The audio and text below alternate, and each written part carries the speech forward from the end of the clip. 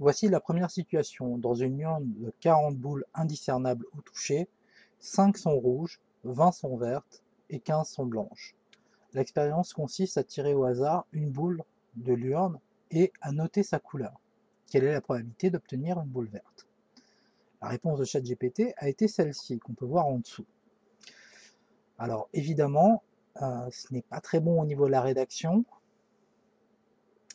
Premièrement, total de boules, 2 petits points 40. Une phrase aurait été beaucoup mieux. Le nombre total de boules dans l'urne est 40. Boules vertes, 20. Le nombre de boules vertes dans l'urne est 20. Voilà, ça c'est déjà quelque chose. Là, la rédaction est extrêmement mauvaise.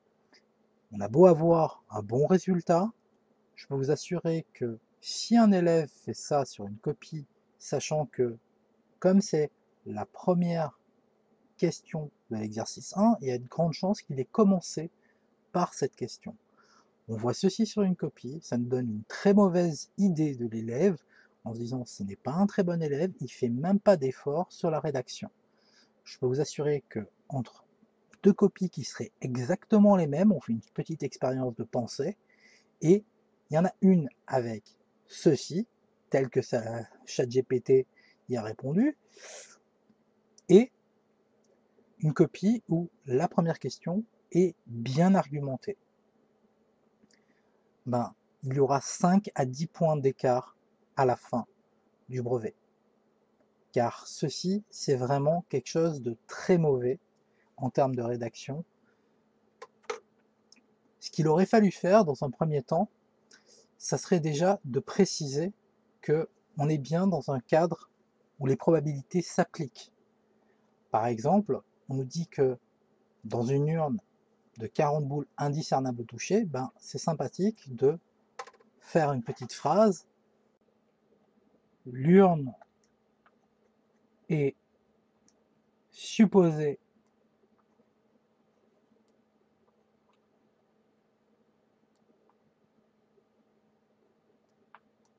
opaque. Vous n'êtes pas obligé de l'écrire, mais c'est sympathique. Vous pouvez imaginer que si l'urne était transparente, ça ne serait pas très dur de piocher une boule verte. Et ça par contre, c'est obligatoire, les boules sont indiscernables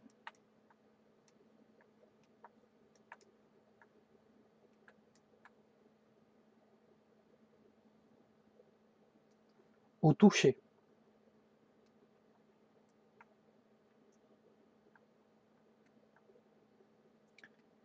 Alors pourquoi cela est important? Imaginez que dans cette urne, par exemple, les boules bleues aient la taille d'une balle de tennis, mais les boules vertes aient la taille d'une boule de bowling. Il ne serait pas très dur de piocher une boule verte. Hein. Pareil pour les boules blanches, vous pouvez imaginer qu'elle n'est pas la même taille. Peu importe.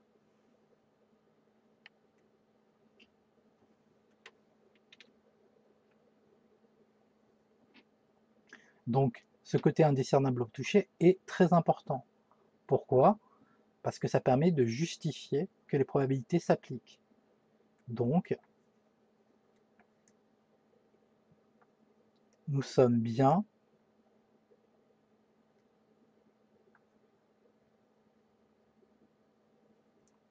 dans une situation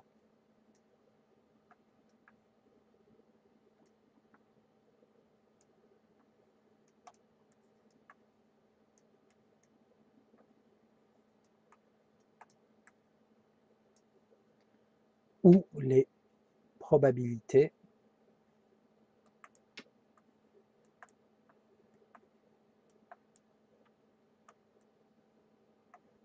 s'appliquent.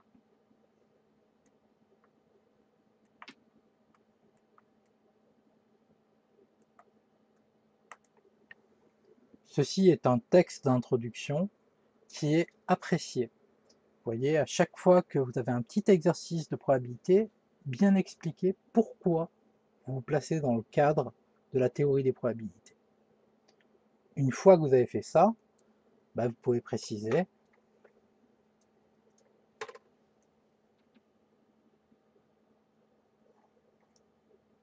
le nombre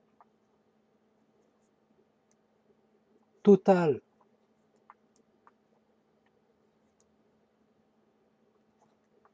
de boules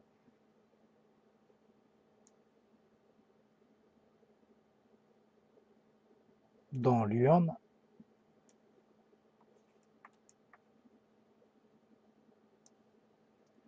est de 40.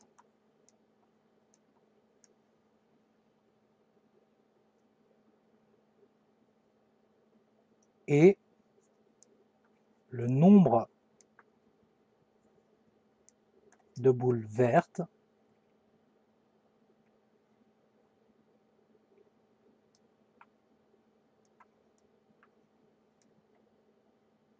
est de 20.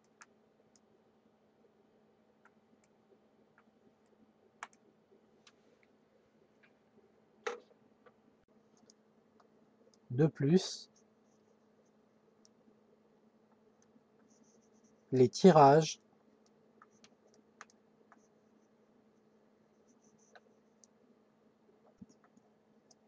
sont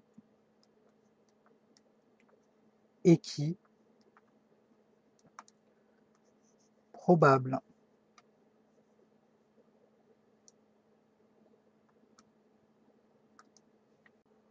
Ce qui signifie que l'on a la même probabilité de tirer une boule rouge, une boule verte ou une boule blanche dans l'exercice présent. La probabilité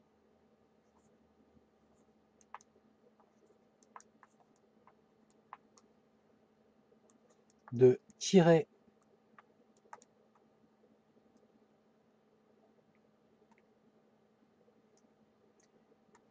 une boule verte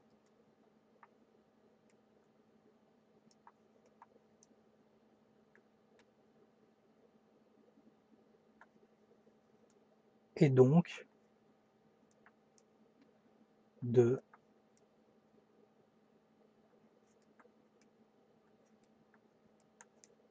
20. Vous pouvez lui donner un petit nom, probabilité de tirer une boule verte.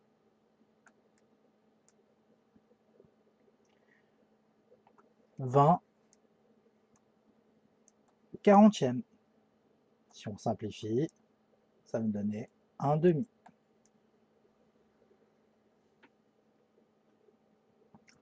On peut aussi simplifier.